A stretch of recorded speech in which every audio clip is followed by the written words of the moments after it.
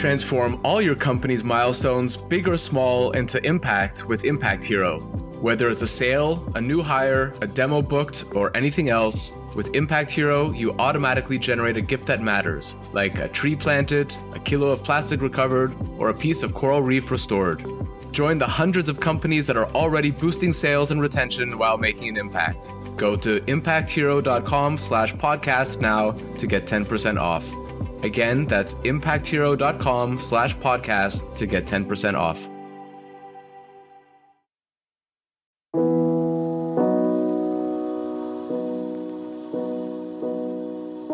Welcome to another Climate Tech podcast, interviews with the people trying to save us from ourselves. In this episode, I spoke with Paul Foulkes-Arellano, a circular economy expert based in London. Paul works for decades in the packaging industry for major brands, and so knows firsthand the uphill battle that we have ahead of us to achieve circularity in our economy. But fortunately, he also has lots of ideas about how to do it. I'm Ryan Grant Little. Thanks for being here. Paul, welcome to the podcast. Yeah, it's great to be here. You worked for global brands for the past 30 years. And these days, I don't know exactly how many years you've been independent, but you're using that experience to help companies become more sustainable. So that means you've basically had a front row seat to see how the topic of sustainability for brands has gained momentum, or presumably in a lot of cases, not so much. Can you talk a little bit about what you've seen in this regard kind of over the past few decades? Yeah, there's a good question. And I've been independent coming on 4 years. I began in the 80s. So for a lot of people, this is before they were born. And when we began, we didn't have words like sustainability. The circular economy hadn't been defined or even thought about. We talked about green stuff. So things were, because of the German Green Party, if you did anything that was kind of environmental, you referred to it as green packaging or green technology. Everything was green. It's the only word we had. And anything was good. And we had a much smaller population 40 years ago. We didn't have so much rubbish. People lived in a different way anyway. We didn't have enough money to overconsume. I mean, people generally, and this is a stat, not a feeling, had a lot less money. There was a lot less disposable income.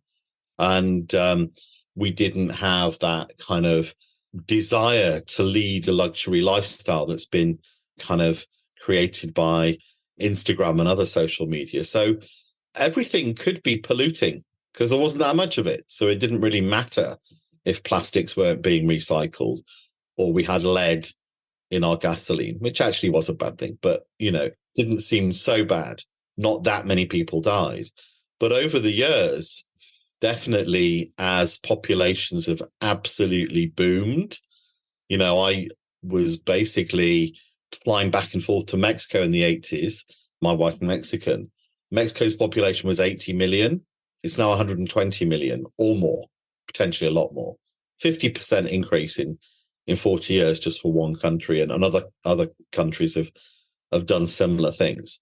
So, things have really changed. I mean, the time we were looking to Germany, I think everybody in the world was going, gosh, Germany is doing things. They have laws. There was something called the Töpfer Decree, which came into, I think, about 91, which really laid out what German brands and German retailers had to do in terms of the environment. And that was a massive kind of wake-up call to the whole of manufacturing industry. But at the time, we didn't talk about fossil fuels. We didn't really care. Everyone was decommissioning nuclear because it was considered scary and dangerous.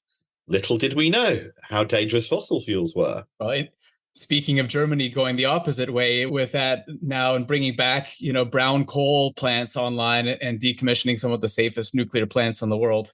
Yeah, absolutely. And things have changed tremendously, and brands, I think, got into sustainability probably sort of in the first decade of this century. We're starting to think about it, but really in the last decade, so 2010 to 2020, was when brands really began to think about sustainability. And there was so much when I kind of began to talk about sustainability and particularly circular economy, I had so many requests for work. That's when I took the sort of leap to become independent. So that was back in 2019. I decided that, this is going to be my life's work. I spent 35 years in packaging design, brand design, and I went, no more creating. I want to create less, not create more. So terms like you mentioned, circular economy, this is a term I started seeing quite a bit in the 2010s as well. Some accelerators around this, especially in things like fashion. I worked with some of these accelerators, did some coaching for circular companies. And your consulting practice is called Circuthon Consulting. So I guess that's pretty much at the heart of what you're doing. And I don't know, I mean, you'll have a very good take on this, I think, but my experience is that circularity is a term that people really feel intuitively like they understand. But when you look at kind of the technical aspects of it, or the, life cycle analysis or full life cycles of products, it's more complicated than people tend to think. Is that a fair assessment? Yeah, I mean, it is very complicated. And I'll explain to you why the company is called Circuthon. So, yeah, sort of 2017, 2018, there was this massive boom in design sprints. People saying, in a day, we can create a brand new product and it will be the best product ever. And they called it a design sprint. And I thought, well, that's the opposite of what I believe. I believe if you want to create something that fits in with the environment, it's not a sprint by any way. And it's not just about design, it's about the whole system. It's about the whole ecosystem, the whole supply chain. So I was, in contact with some good friends of mine, a design team down in Argentina called Tree Demarge. And, they were talking about what they were calling their processes. And I thought, hang on, I need to think of a term to call my new business. And I thought, first of all, it's going to be circular. It's not going to be design. So they're Circu.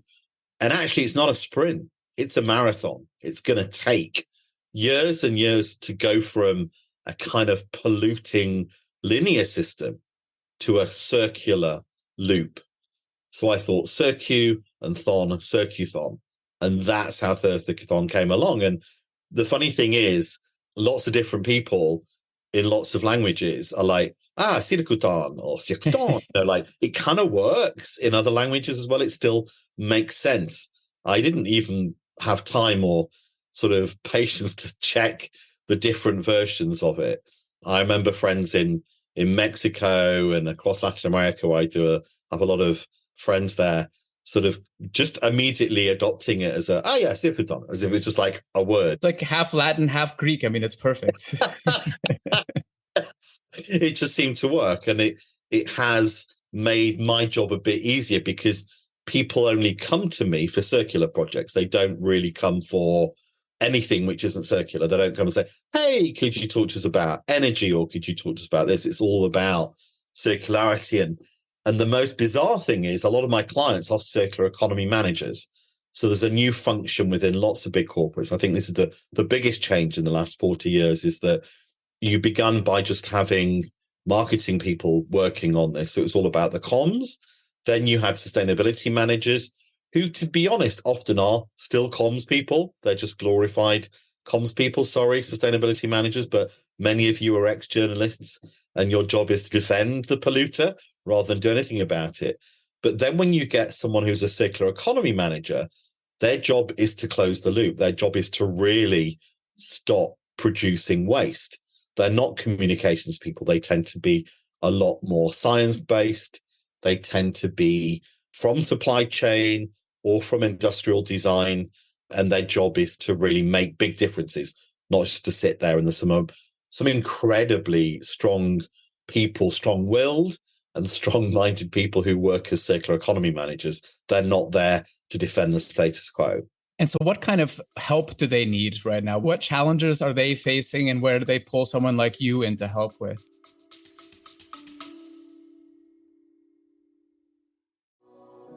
I work with a lot of companies who plan to open up shop in or expand across Europe. My one big piece of advice: don't fall into the trap of setting up a new entity right away. Instead, talk to my friends at Paracar, who can help you get up and running without all the costs, not to mention the legal and HR hassle. When I was hiring in different EU countries, I wanted my team to focus on their work, not on the country's bureaucracy. After interviewing a half dozen international expansion firms, I chose Parakar because they were by far the most knowledgeable and they're great people. Whether you're a large multinational looking to expand abroad, a small business looking for the right talent, or a contractor, they'll sort it out. Book a free, no-obligation consultation right now at parakar.eu/climate. That's PARAKAR.eu/climate.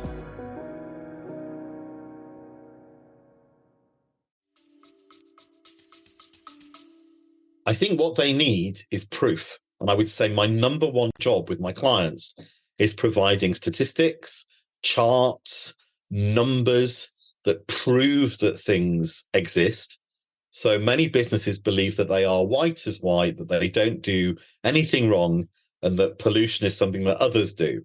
And what you have to show them is that that's not the case. And that comes from verified statistics, citations, reports, multiple reports. So I'm a bit like a detective to begin with. I'm finding all the bad stuff that an industry or a business is doing and putting that into numbers, turning it into slides so that the C-suite can see that and agree that they're bad. But more importantly, that happens for a month or two. Then you spend literally months and years working out the solutions. So a lot of early work is about helping people understand and, finding those proof points, but then contacting suppliers. Really, again, it's more detective work. You're trying to find something which doesn't exist. And it may mean finding a coating in Miami and combining it with a feedstock in Bulgaria. Or it may mean finding a logistics supplier who's got a new AI that reduces waste in returns by 23% and bringing those people together. Okay, and that's sort of the more advanced stuff. But what you're talking about right now is a lot of it is just identifying kind of what needs to be measured and creating the baseline sort of on the principle of you can't control what you don't measure. Oh, absolutely. And I also bring in carbon accountants and people with really good metrics into projects, because once my work is done, and often I say to clients, my work is done. You have been trained, you know where to go, but you need people month by month, for the rest. It's like you need to go to the dentist every 6 months. You can't just not stop going. It will all fall apart. So I try to make sure that they've got B Corp trainers, they've got carbon accountants all lined up so that if I'm no longer around, then they've got everything that they need. And, that's a major part of the work. It's finding the right suppliers. And one of the things I hear most from non-clients is, the supply chain doesn't exist. And I'm like, well, you think that, but then you have to pay somebody to tell you. They're not gonna just appear on your doorstep ready-made. Circularity is quite complex. You need to pull lots of stuff together. And to be honest, you need lots of points of view. You need the point of view of somebody like myself, but also someone expert in biodiversity. Often energy is a major thing. And there are people who are really, really smart about mixed alternative energy systems. And you bring all of those people in. Yeah, circularity is about forming a massive team generally. And luckily, what I see happening now is those teams continue to work together on different things. So they're like, oh, I have a client and they're stuck on this. And they bring in different bits of the ecosystem. And then when I need stuff, I'm like, hey, ecosystem, I need this. And like, yeah, talk to Jane, talk to Stephen, talk to Stefan, talk to Naomi. It's all building. But it's early days still, it's not. So you call in the circularity cavalry, basically. What kind of industries are you working with, and where do you see the biggest opportunities? I know that a couple like fashion, footwear, food and bev, packaging, these are some of the areas where circularity seems to be, a hot topic. It is, and it's easy to work in those industries. I'm not having to teach people about circularity. Why? Legislation is in place. So we had the Circular Economy Action Plan version 2.0 last year in 2022, which I wrote about extensively and made slides about and shared them, because people are probably not, to be honest, most businesses have probably never read the Circular Economy Action Plan. It's a massive piece, in the same sense they've never read any legislation. Like, you're in business. I never read any legislation when I worked as a consultant with, industrial design agencies or on branding, but it's super important and it's sitting there and it's driving what they need to do. And to be honest, most businesses are, pretty ignorant on what it actually means. But food and drink, absolutely. Why? Their clients, the supermarkets, are hot on circularity. The supermarkets, the retailers, in fact, all the retailers, whether they be retailing electronics or food and drink or fashion or footwear or, home goods or, construction materials, all retailers have got targets. A lot of that revolves around waste reduction, which is kind of part and parcel of circularity, and circularity itself. So those industries have to do it, otherwise they lose their listings. And to be honest, if there's one thing that a brand doesn't want, it's to lose its listing. Therefore, it will do everything it can to survive. And that really has spurred on a lot of this interest and kind of concern, I would say, about circularity, because circularity isn't exactly going forwards. The circularity gap from 2023 said it's going backwards, which is weird considering all the time and money being spent on it. Retailers really, especially supermarkets, have a really outsized influence that they could play. And I think some of them are stepping up. But, if they'd start talking to their food suppliers and to different brands and tell them kind of what they want, they're really, they're the aggregate customer basically for these brands. So I'm glad you mentioned that. And I know you talk about helping companies achieving circularity through education, compliance strategy, and legislation, as you've just talked about. Legislation, I think, is something we need to be talking about more in general, because it's about setting the level playing field. We can't always expect companies to go, to run out ahead of the pack and try to be leaders on some of these sustainability issues. It has to be kind of a level playing field, and that comes through legislation. And I wonder if you can talk about some of the things that are in the works, both in the UK or more globally, and that you think are going to be influential now and in the future. Yeah, I mean, it's a really good question. And when you put it that way, locally and globally, because of modern media, legislation moves more quickly across the planet. And I don't think people understand, unless they are monitoring things, what is going on anywhere. And, the EU is pretty much the center of circular legislation. And there are updates on different industries on a regular basis. Like every month, there's an update to the Packaging Waste Directive, or there's an update to the electronic waste legislation. But people in, Australia, Asia, Africa, the Americas are monitoring this. People whose job it is to look at legislation. And then local legislators, if they're going to write something, they use the internet to look at what's happening in Europe or happening in North America, and they copy and paste, translate it a bit, jig it around. And, that's a quick way of writing legislation. And to be honest, that's how it works. You would think, you maybe wouldn't think, looking at politicians, but you might think that they would debate stuff and draft and whatever. But that's not how legislation works. Basically, researchers will look around, look at what's feasible, and then start to write stuff. What happens sometimes is a young researcher gets a bit overzealous in a country like Colombia and starts to ban all plastics, stuff that we don't know how to replace yet. Yeah. In Kenya, for example, a few years ago with plastic bags. Yeah.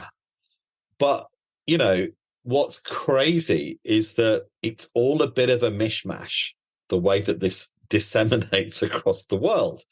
And some countries that are not ready have got very strict legislation. Other countries that could be doing much more have got USA, principally, Canada, secondly, have got very lax legislation. And of course, it comes state by state. So you can look at the New York Fashion Act, or you can look at certain green legislation and marine legislation in California. And it's world class. It's ahead of the world. Go to Texas and just set the environmental legislation on fire. Ditto Florida, which didn't used to be like that. Florida was not like that 30, 40 years ago. So, there is a lot of ripple happening, but the way that legislators work is they say, show me the alternative, show me what, that the alternative is there, and we can ban what's wrong. But until the alternative is there, we can't ban it. And that's the job of the innovators. That's the job of people who work in climate tech, is to show the solutions so that legislation can come into place, level up, as you say, and make things happen. I'm just imagining someone sitting at a computer and like copying and pasting some Dutch legislation, translating it, telling ChatGPT to make it applicable for Canada or Colombia or whatever, and then not debating it, and then, I don't know, getting voted out or something. Yeah, I think that's what's happening. I literally believe that's what happens. I mean, I started using Bard, which is Google's, a few months ago, because no, I don't need it. I can use my own brain. But it's so fast at helping me get to stuff. And bizarrely, even though it's owned by Google, you find stuff that you can't find on Google. It kind of digs deeper. So I think this is what will be happening, and eventually there'll be no humans involved. It will just be computers looking at databases of stuff and writing legislation for humans to maybe review if they've got time as they're being chauffeured to their next meeting. I mean, that might actually be better based on the past 6 or 7 years. Do legislators talk to you? Do they reach out to you? Do they ask for advice? Are they getting is there a firewall, or are they kind of out there seeing this stuff firsthand and learning from the field? I would say the legislators themselves are not. It's their researchers that are scanning and looking, but also they pick up most of what they know from the media. So a few weeks ago, I was talking to BBC Radio about some new legislation, giving them a background so they could phrase their questions for a minister who was coming onto a show. So it wasn't great PR for me because I wasn't mentioned, but I heard my questions being phrased to the minister. And she got a lot of stuff wrong. She confused one material with another. She didn't understand her own legislation, which I had just read. There was a lot of criticism. And her department actually protested that the questions had been hard. So I then got a call from the radio producers to say, can you just take me through what she got so wrong? So I went through it. I said, you need to interview this guy. He is the head of sustainability at the biggest waste processor in the UK. And, again, it's about proof points. It's about stats. He will answer any question your presenter has with absolute certainty, stats, up to date, because that's his job. And the following week, they interviewed him. He explained why she got everything so wrong. She's the Minister for Waste Management, and she didn't understand it. And he, basically proved that everything she said was completely wrong. So ultimately, the way to politicians is through the media, because the only thing that they really care about is the media, because media means votes. So if you want to get through to a politician, you help them understand what might get them votes. That's what they're interested in. Or you donate big lumps of money. Can I just say that I'm not entirely surprised that someone in Rishi Sunak's cabinet got some environmental stats wrong.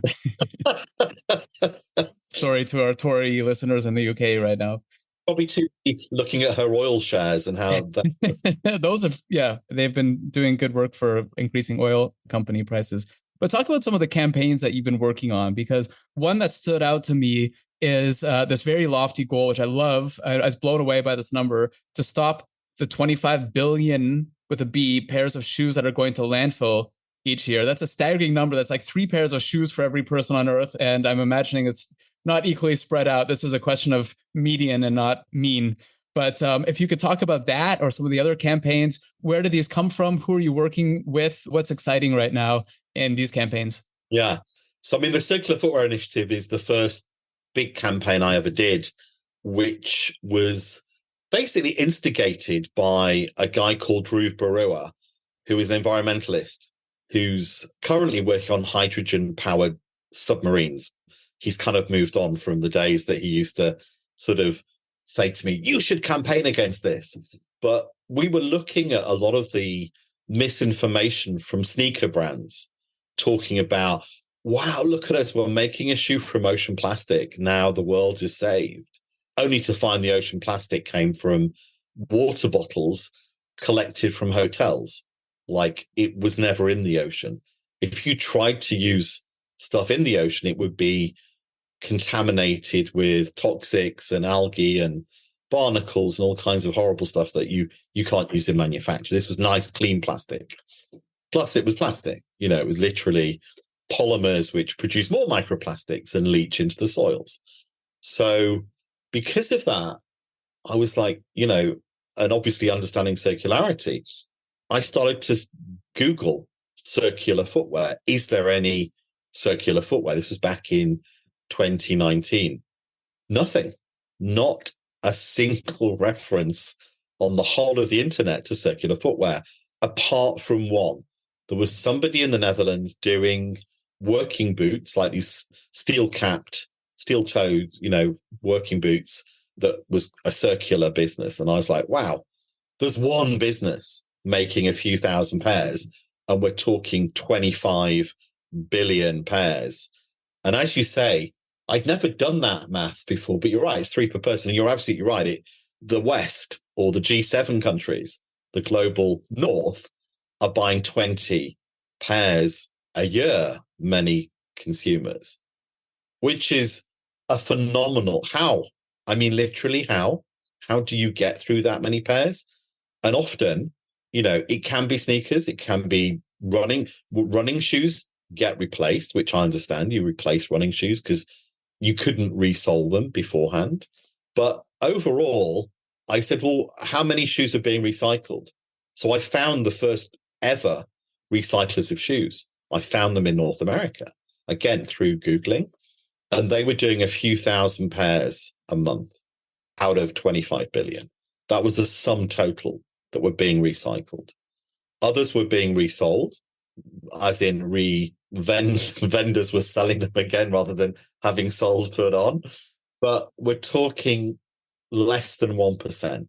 So we're talking, 99% going to landfill, probably 99.9%. So I thought, this is ridiculous. Look at where we are in packaging, because my background is mainly packaging. We recycle 90% of aluminium in some countries, 100% of aluminium in some countries. We recycle glass, we recycle paper at these really high rates of 80 to 90% for glass, steel, aluminium, paper. Again, it just comes back. What can we do? So it's about education, because people, I would say less than 0.1% of people know that there's 25 billion pairs of shoes and that they're not recycled. Because when in England, for example, when you have old shoes, people bring around plastic bags and say, please donate to charity. You put your old shoes in a bag, you leave it on the curbside, and someone collects it. You're like, wow, some kid is going to rewear my shoes. Pretty unlikely. It just doesn't work like that. So began to sort of put out calls on LinkedIn and through other social media, and people started to arrive. I'm setting up a circular footwear brand launching next year, and young designers started to get in contact. And then my first real project, I think the important bit is doing real work. It's not about just campaigning, came when I got a WhatsApp from another campaigner called Arizona Muse. She doesn't remember sending me the WhatsApp, but she definitely did. And she said, I know a footwear designer who wants to stop doing what they're doing. They've been completely disillusioned and they want to recreate the whole world of footwear from scratch in a completely circular system. Can you meet him? So that was 3 years ago. The project is nearly at fruition, should be live probably spring 2024. And it's a complete reimagining of the whole of the footwear business in a completely circular, non-toxic way, which basically rebuilds the environment, not destroys it. But that will have taken 3.5 years from initial conversation to launch. But that is a proof point. You have to do it. You can't just say there is a solution. You have to do it. And to be honest, the client is the biggest thinker I ever met. And I said, that's impossible. I was the one going, I don't think we can do that. He didn't care. It's like, well, I'm not compromising on anything. It's 100% or nothing. And that is the attitude you have to take to go circular. I don't think I've had 20 pairs of shoes in my lifetime. I keep mine. And what I learned in 2020 was how to clean my own shoes. Yeah. Went online, bought a kit from Timberland that has like a little rubber to rub dirty marks off and a little kind of file to file things. And I managed to revive some shoes that I kept. I wouldn't throw them away, but I managed to revive 3 pairs of shoes. One of them is now my favorite pair again. And they are 25 years old and look absolutely pristine. Ralph Nader, back in the 1960s, the independent presidential candidate and consumer advocate, Ralph Nader, who would be, I guess, in his 80s now, in 1960 or so, bought like 5 pairs of shoes and just used them and resold them and repaired them for the rest of his life. That was, you can do that. I've resold SOLED a number of pairs of shoes, and but that's shocking. This 25 billion pairs. But so this program will come out at the end or sometime in 2024. And people who are listening who want to learn more about that should probably follow you. They can join you with the other 30,000 followers or so on LinkedIn, which is an astronomical number. You're like a total social media influencer as well. It's kind of crazy. It kind of took off, I think. The more kind of optimistic you are about the future, the more followers you get. If you write something negative, you'll get a lot of impressions, but not necessarily likes. What I've realized is that I have to talk about the positives. Yes, I do talk a lot about the negatives and call people out a lot, but if you talk about the positives that give people hope, they prefer that because nobody wants to do nothing. I don't think anybody, even the worst polluters, are like, I would do something different, but I don't know how. Yeah, except Shell. But so give people actionable hope, basically, right? So something that you give them an idea of what the world could look like, but you also have to give them sort of a call to action as to what they can do to participate and help. Absolutely. Paul, thanks a lot. It's been great talking to you. My pleasure. It's been great. Thanks for listening to another Climate Tech podcast. It would mean a lot if you would subscribe, rate, and share this podcast. Get in touch anytime with tips and guest recommendations at hello@climatetechpod.com. Find me, Ryan Grant Little, on LinkedIn. I'll be back with another episode next week. Bye for now.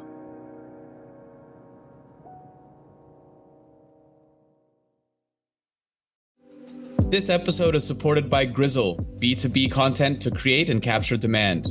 I first met Grizzle's founder, Tom Watley, 5 years ago at a conference in Dublin. I was so impressed that I signed a deal with him to do all my software company's content that same evening at the pub. Remember that, Tom? Kinda. And they're still doing it 2 years after we sold the company because the new owners love Grizzle as much as I do. If you sell B2B, book 30 minutes in Tom's calendar at grizzle.io/climate. That's GRIZZLE.io/climate.